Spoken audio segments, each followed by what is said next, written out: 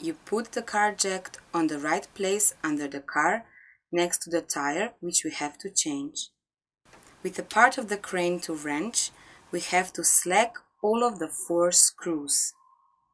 Lift the car with the car jack so there is enough space that a person can go under it.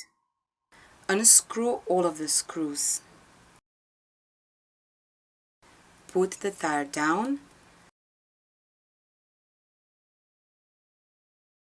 Reverse the order in which everything is removed. Return the pieces on the place.